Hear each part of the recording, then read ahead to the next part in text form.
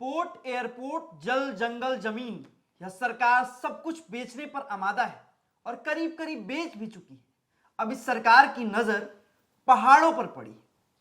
Aravalli hills की काफी चर्चा हो रही है और सरकार, कहा जा रहा है, लोग भी कह रहे हैं कि सरकार अरावली हिल्स को काट काट कर बेच देगी। आज हम इसी मुद्दे पे बात करेंगे और हमारी सहयोगी मनीषा सिंह है। इनसे हम जानेंगे कि अगर अरावली हिल्स तबाह हो गया तो इसका जो परिणाम होगा कितना घातक होगा। तो मनीषा, अरावली हिल्स को आप कैसे देखती हैं? सरकार क्या करने जा रही है वहां? सरकार ने, पर्यावरण विभाग ने एक सिफारिश दिया था सुप्रीम कोर्ट में और कहा कि जो एरिया है पहाड़ों को, उसको डेफिनेशन को थोड़ा चेंज किया जाए क्योंकि उससे कन्फ्यूज़न हो रही है और इसकी वजह से अलग अलग राज्यों में अलग अलग नियम फॉलो किए जा रहे हैं तो नुकसान हो रहा है। ऐसे करके इन्होंने एक प्रस्ताव भेजा और सुप्रीम कोर्ट ने उसे स्वीकार कर लिया अभी नवंबर में ही और फैसला दे दिया। अब इस नए फैसले के मुताबिक कहा गया है कि जो भी अरावली में 100 मीटर से नीचे की जो पहाड़ें होंगी वो अरावली में नहीं आएंगी, अरावली की कैटेगरी में नहीं आएंगी। मतलब अरावली के पहाड़ नहीं माने जाएंगे? नहीं माने जाएंगे। और जबकि अरावली जो माउंटेन रेंज है उसमें से 90% जो पहाड़ है वो 100 मीटर के नीचे ही हैं। तो 90% का जो एरिया है वो सब कुछ काटा जा सकता है इस नए नियम के मुताबिक। वहाँ माइनिंग हो सकती है तो वो तबाह किया जा सकता है बहुत ही आसानी से इस नए नियम के मुताबिक। तो इस तरह से गवर्नमेंट जो है पूंजीपतियों को, अरबपतियों को, जो कोयले खदानों में और ये सब माइनिंग वगैरह का काम करते हैं, उनको फ़ायदा पहुंचाएगी। उनको बहुत आसानी से फ़ायदा मिलने लगेगा और इससे नुकसान होगा आम जनता का, प्रदूषण बढ़ेगा और भी कई चीज़ें नुकसान होगा, पर्यावरण को बहुत ज़्यादा नुकसान होगा इससे। लेकिन ये जो अरावली की बात जब चल रही है, अभी हम लोग दिल्ली में हैं, दिल्ली का एक्यूआई जो है पूरे देश में चर्चा का विषय बना हुआ है।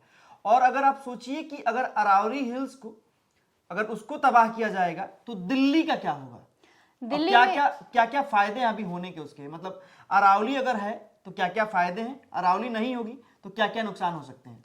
देखिए, अरावली जो है वो 3 तरफ से दिल्ली को घेरे हुए है। राजस्थान से जो गर्म हवा आती है, रेगिस्तान से, उन सब चीज़ों को, जो धूल भरी आंधी आती है, वो सबको अरावली की जो पहाड़ें हैं वो रोकती हैं दिल्ली में घुसने से। अगर वो पहाड़ें काट दी गई, हटा दी गई, तो फिर वो जो धूल भरी आंधी और वहाँ का जो डस्ट है वो सब कुछ उड़कर दिल्ली में आएगा आसानी से। डेजर्ट स्टॉर्म टाइप का, डेजर्ट स्टॉर्म बन जाएगा यहाँ। दिल्ली बहुत बुरी तरीके से प्रभावित होगा, तापमान बढ़ेगा और जो पोल्यूशन अभी इस समय 500-700 पार जा रहे हैं वो 1000 के पार चला जाएगा। बहुत बुरा कंडीशन हो जाएगा, सांस लेने में दिक्कत होगी लोगों को, बच्चे बुजुर्ग, जीना हराम हो जाएगा उनका। अगर लेकिन आप जब ऐसा कह रही हैं तो वरिष्ठ पत्रकार रजत शर्मा है, वो तो फायदे बता रहे हैं। वो कह रहे हैं कि अरावली अगर नहीं रहेगी तो दिल्ली को बहुत फायदा होगा।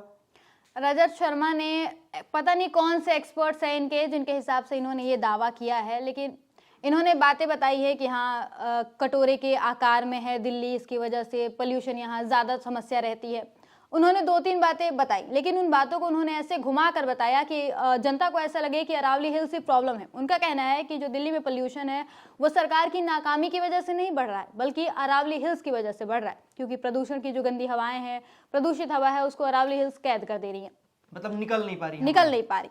उन्होंने ये नहीं बताया कि जो अरावली हिल्स है वही दिल्ली में साफ हवा लाने का काम कर रही हैं, ग्राउंड वाटर स्टोरेज करती हैं, रिचार्ज करती हैं, उनकी वजह से पानी दिल्ली में अवेलेबल हो पा रहा है। अगर वो ना रहे तो पानी की किल्लत शुरू हो जाएगी, साफ हवा मिलना मुश्किल हो जाएगा। एक चीज जो लोग देख रहे हैं उनको आसान भाषा में आप समझाइए कि जो मीडिया के बड़े बड़े पत्रकार हैं, सरकार है, इन्फ्लुएंसर है, वो सभी लोग क्यों चाहते हैं कि अरावली को तबाह किया जाए, जब सबको पता है कि अरावली अगर तबाह होती है तो कितना नुकसान होगा। उसके बाद भी ये लोग क्यों इस बात पे तुले हुए हैं कि परिभाषा बदल दी गई, अब अरावली के जो छोटे छोटे हिस्से उन्हें काटा जाएगा और वहां माइनिंग होगी, वहां उद्योगपति अपने प्लांट्स लगाएंगे। क्यों हो रहा है ये सब पता है? तो सिर्फ और सिर्फ बड़े लोगों के फायदे के लिए, मोदी जी अपने परम मित्र अडानी को फायदा दिलाने के लिए ये सारा जो प्रोपेगेंडा हो रहा है ये फैलाया जा रहा है, रचा जा रहा है। आम जनता को इससे नुकसान होगा और बड़े बड़े लोगों को होगा नहीं, क्योंकि ये तो प्रदूषण बढ़ा तो अपने घर में मशीनें लगा लेंगे, एयर प्योरीफायर लगा के घूमेंगे, कार में प्योरीफायर लगा लेंगे।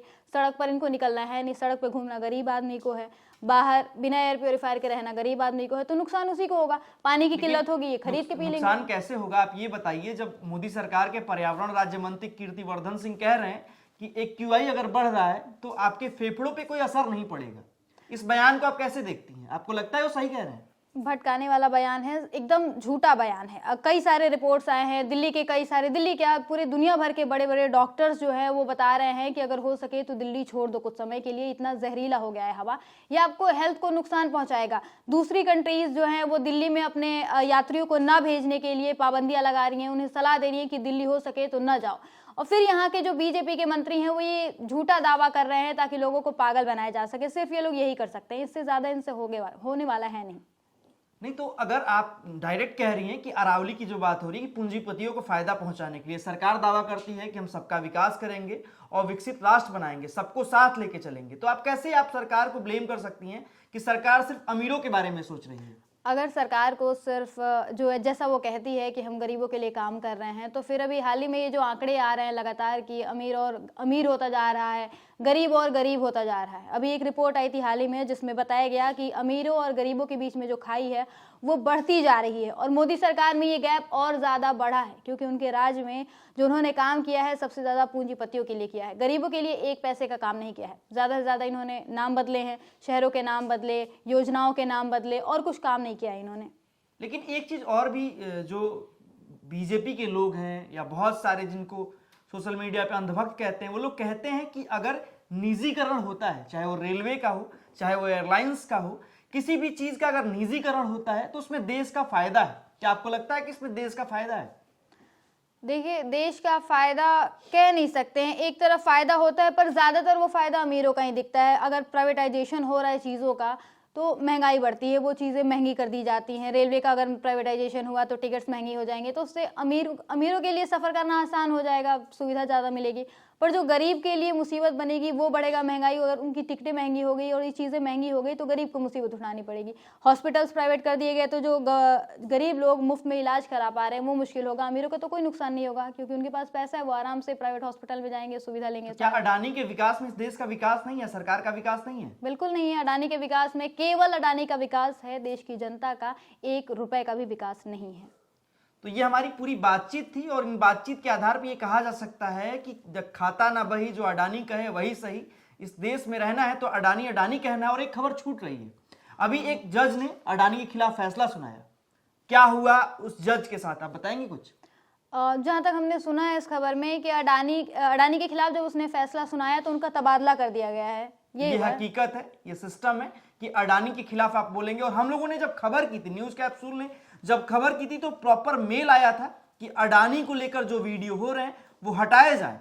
कई ऐसे मामले हमने जो खबर कर रहे थे उस पर आया था। क्या था, कौन सी खबर थी वो? अडानी वाली खबर के बारे में उस समय शायद मैं थी नहीं, शायद ये नहीं रही होंगी। लेकिन जिस तरह से अडानी को लेकर चलाया जा रहा है कि अडानी के खिलाफ आप बोल नहीं सकते हैं, लिख नहीं सकते हैं, और इसके लिए एकदम बाकायदे मेल आता है, आपको पाबंदी लगाई जाती है कि अब सरकार के खिलाफ भले बोल लीजिए, अडानी के खिलाफ मत बोलिए।